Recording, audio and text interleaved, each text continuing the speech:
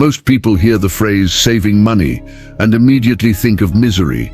They imagine a life of clipping coupons, saying no to every fun outing, and sitting in a dark house to save on electricity. Basically turning into that one relative who reuses paper towels until they're transparent. But here's the twist. Saving money doesn't have to feel like punishment. In fact, Solomon, the wealthiest king in Israel's history, would have laughed at the idea that financial wisdom means stripping all joy out of life. This is the same man whose palace walls were lined with gold, whose banquets made celebrity chefs look like amateurs, and whose wisdom attracted leaders from all corners of the earth. And yet, he never lived like a reckless spender or a fearful hoarder. So what was his secret? Here's the part that flips everything upside down.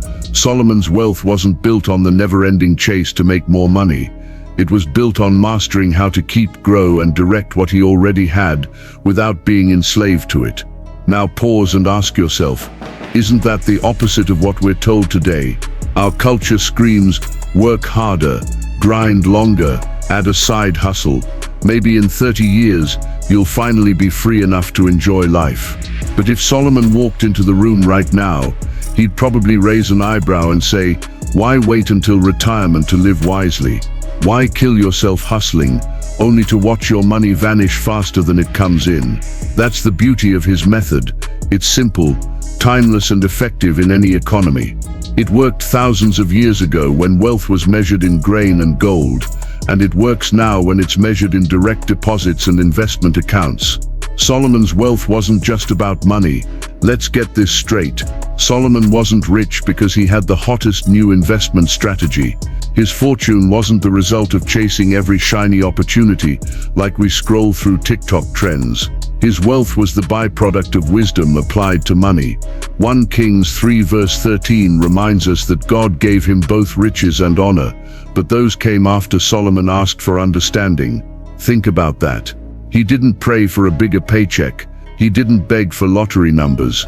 He asked for wisdom, and as a result he received what most of us spend our lives chasing. Here's the key. Wealth is not sustained by what you earn. It's sustained by how you manage what's already in your hands. Take a real-life example. Let's say you earn $5,000 a month. Sounds good, right? But if you spend $5,100, you're not moving forward, you're moving backwards. Even if your paycheck doubles, the same problem follows unless wisdom steps in. It's like filling a bucket with holes. Solomon would say, that's not abundance, that's foolishness. So what did he do differently? He treated money like a tool, not a trophy. His wealth wasn't for vanity, it was for building the temple, blessing his people, and ensuring peace in his kingdom. His money had a mission. Can the same be said about ours? Or is it mostly disappearing into takeout orders, impulse buys, and streaming subscriptions we forgot to cancel? Here is the hidden reason people fail at saving. Most people believe the reason they can't save money is because they don't earn enough. If only I made more, I'd finally get ahead. But reality tells a different story. There are people making 6 figures still living paycheck to paycheck, and people making far less who quietly build wealth. So what's the hidden reason?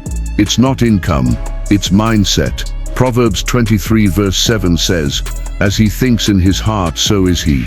If deep down you believe money is meant to be spent the moment it arrives, no salary increase will ever fix that.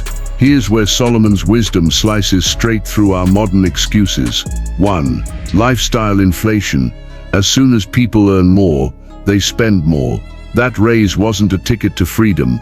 It was an excuse to upgrade your car, house, and wardrobe. Suddenly your bank account looks the same, just with fancier stuff around you. 2. Emotional spending. We tell ourselves, I deserve this. I worked hard for it. But let's be honest, how often does that reward leave us feeling fulfilled?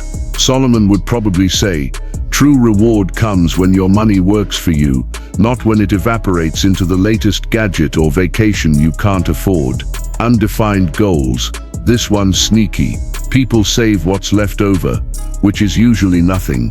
Solomon, on the other hand, approached saving like building the temple, with a clear plan, timeline, and dedicated resources. It's the difference between saying, I'll try to save this month, and saying, "I will save $10,000 in the next 12 months. One is wishful thinking, the other is strategy. How can you start saving without fear and without guilt? Some Christians avoid saving because they've been told it shows a lack of faith. If God provides daily bread, why stockpile? But Solomon's life proves otherwise. His wealth was vast, and yet he continually invested in infrastructure, trade, and reserves. Why? Because seasons change. Think of Joseph in Genesis 41. He stored grain during 7 years of abundance, not because he was panicking about famine, but because God gave him foresight. His preparation saved not just Egypt, but entire nations. That's the biblical principle of saving, not fear-driven hoarding, but faith-driven preparation. Fear-based saving clings tightly, never giving, never trusting. Faith-based saving allows you to prepare wisely while still being generous. In fact, it enables generosity. If you've got reserves, you can help a struggling family, invest in a ministry, or seize an opportunity without drowning in debt. Solomon's method. Every coin has a plan. Here's where it gets practical. Solomon didn't leave wealth to chance. He didn't say, "We'll see what's left after the bills." In 1 Chronicles 29 verse 2, he laid out resources for the temple, gold for gold things, silver for silver, timber for timber. Nothing was random. That's exactly what modern budgeting tries to capture. Every dollar has an assignment before it leaves your hand. Whether you call it zero-based budgeting or just telling your money where to go, the principle is the same. Picture it like this. Your money is an army. If you don't give it orders, it'll wander aimlessly, usually into Amazon packages and Uber Eats. But when you assign every coin, you're the general, not the victim. Practically, this might look like 50% to needs such as housing, food, bills, 20% to savings and investments, 10% to giving, 20% to fun and discretionary spending. That doesn't limit your freedom, it protects it. Because freedom isn't spending recklessly today and worrying tomorrow.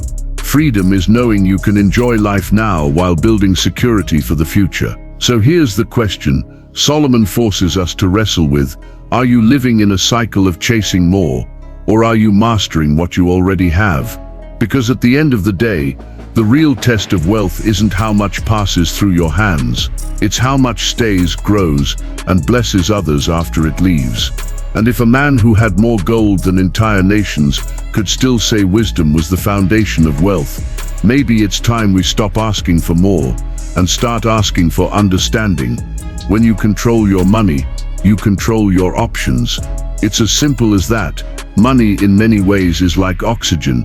You don't think about it until you're gasping for it. And once you're gasping, every decision feels desperate.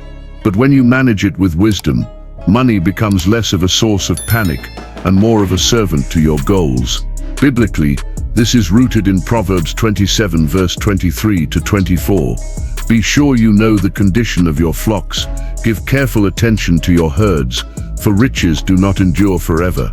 In Solomon's day, wealth wasn't a paycheck or a 401k or mutual funds. His assets weren't in a brokerage app. It was flocks, fields, and storehouses. But the principle hasn't changed.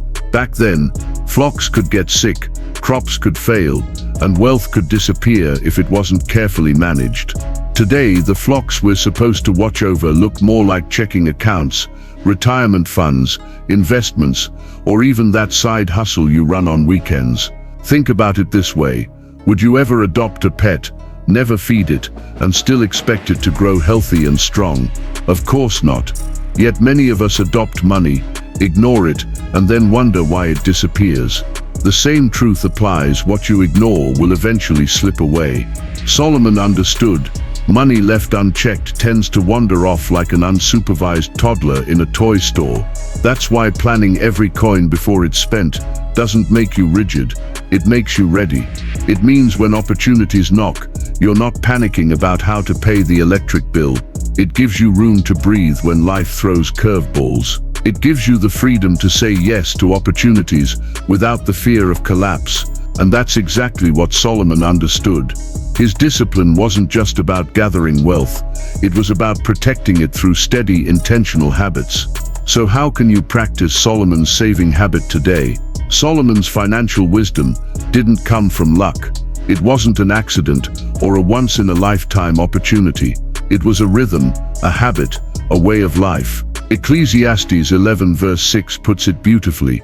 Sow your seed in the morning, and at evening let your hands not be idle, for you do not know which will succeed. Translation: don't bet your entire future on one lucky shot.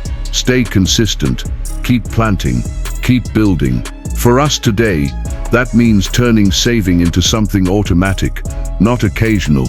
Waiting until you have extra is like waiting until you're in shape before going to the gym.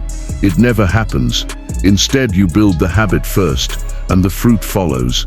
A simple way to mirror Solomon's discipline is automation. Let technology work for you. Set your paycheck to automatically funnel money into savings and investments before it hits your checking account. That way, you don't even see it, and you remove the temptation to spend it. If you decide 20% goes into an index fund, a high-yield savings account, or your retirement plan, make it automatic. That single decision turns discipline into default. But Solomon also understood another principle: diversification. He didn't keep all his wealth in one form. He traded internationally, invested in agriculture, built fleets of ships, and stored grain. Why? Because he knew one bad harvest or one bad year in trade shouldn't wipe out the kingdom. For us, that might look like spreading savings across short-term liquidity, like an emergency fund, mid-term investments, bonds, CDs, and long-term growth, stocks, real estate, retirement. Think of it like planting in multiple fields, because if one fails, you've still got others producing harvests. Another crucial piece of his wisdom was assigning purpose to resources. In 1 Kings 10 verse 21, Solomon's palace wasn't full of random treasures piled up in a corner. Each item had a designated place and use. That same clarity can strengthen your finances today. Instead of one miscellaneous savings account, create storehouses, a travel fund, a home repair fund, a retirement account, and a giving account. Each dollar knows where it belongs and why it's there. That kind of clarity keeps you motivated, because you're not just saving, you're building towards something tangible. And let's not forget the power of tracking. In 1 Kings 10 verse 14, Solomon knew the exact weight and measure of his treasures. He didn't just hope things were fine, he checked. You can do the same, whether it's a spreadsheet, a budgeting app, or old-fashioned pen and paper. It's hard to grow what you never measure. Finally, Solomon's saving habit balanced wisdom with joy. Saving was never meant to be punishment. It's not about living like a monk while the rest of the world enjoys life. It's about ensuring you can live freely and generously in the future. Because what good is financial wisdom if it feels like a prison? 4 timeless habits to keep your finances strong. Solomon's brilliance wasn't just in his big picture strategies, it was also in the daily habits that built resilience. Here are 4 of them. 1. Living below your means. Ecclesiastes 7 verse 12 says, "Wisdom is a shelter as money is a shelter, but the advantage of knowledge is this: wisdom preserves those who have it." This means that money can protect you, but wisdom keeps you from losing it. Living modestly even when income rises guards you from lifestyle inflation. Just because you can upgrade doesn't mean you should. Think about it. How many lottery winners have gone bankrupt because their lifestyle rose faster than their wisdom? Solomon knew true security came from restraint, not reckless display. 2. Avoiding unnecessary debt. Proverbs 22 verse 7 warns us, "The borrower is slave to the lender." Debt turns freedom into bondage. Solomon's approach was to build wealth before spending, using stored resources rather than borrowed ones. In modern terms, skip the high-interest debt, avoid financing luxuries, and stop carrying credit card balances that drain your future. If you must take on debt, like for a home or education, do it with a repayment plan like your freedom depends on it, because it does. 3. Distinguishing needs from wants. Solomon's wisdom often returned to this theme. Needs are survival, wants are desires. Both have their place, but only one should control your financial decisions. A high-quality work tool that lasts 10 years is a wise purchase. A flashy gadget that loses relevance in 6 months is a waste. Solomon would tell you to measure your spending, not by how shiny it looks today, but by how valuable it will remain tomorrow. 4. Practicing generosity. Proverbs 11 verse 25 says, "A generous person will prosper. Whoever refreshes others will be refreshed." Generosity isn't subtraction, it's multiplication. It creates cycles of blessing that selfish accumulation never can. For you, that could mean setting aside a percentage of every paycheck for giving, just like you do for saving. Generosity keeps your heart aligned with God's kingdom and prevents money from becoming your master. When combined, these habits create financial resilience. Living below your means frees resources. Avoiding debt protects them. Distinguishing needs ensures efficiency. And generosity keeps your soul healthy while opening doors to blessing. Here's the final piece, and it's all about mindset. Solomon's wealth wasn't sustained by fear of running out. It was fueled by faith in God's abundance. Scarcity thinking says, "There's never enough." Abundance thinking says, "God provides more than enough for His purposes." Proverbs 10 verse 22 declares, "The blessing of the Lord brings wealth without painful toil for it." That doesn't mean laziness. It means the blessing flows when we align with God's wisdom. Scarcity leads to two extremes, hoarding out of fear or overspending out of emptiness. Both are traps. Solomon avoided them by practicing stewardship, saving diligently, investing wisely, and giving generously. That's what kingdom overflow looks like. It's not reckless spending or blind optimism. It's preparation, like Joseph storing grain in Egypt, not because he feared famine, but because he honored God's design for seasons. And here's a challenge for us today. What if your financial goals weren't just about your comfort, but about kingdom impact? What if your savings didn't just secure your future, but positioned you to bless others? Imagine increasing your giving percentage alongside your savings percentage. Imagine your wealth building schools, feeding families, supporting missions, and funding opportunities that ripple across generations. That's not just finance, that's legacy. Now comes the moment of truth. These principles aren't just fascinating theories, they're time-tested strategies from the wisest man who ever lived. The only question is, will Solomon's wisdom stay as interesting ideas in your mind, or will you put them into practice starting today? Your future self, and maybe even your children's children, will thank you for the decisions you make now. Don't wait for a crisis to force your hand. Start small, start today. Live below your means, assign every coin a mission, save with faith not fear, and give with joy. Write this declaration somewhere, you'll see it.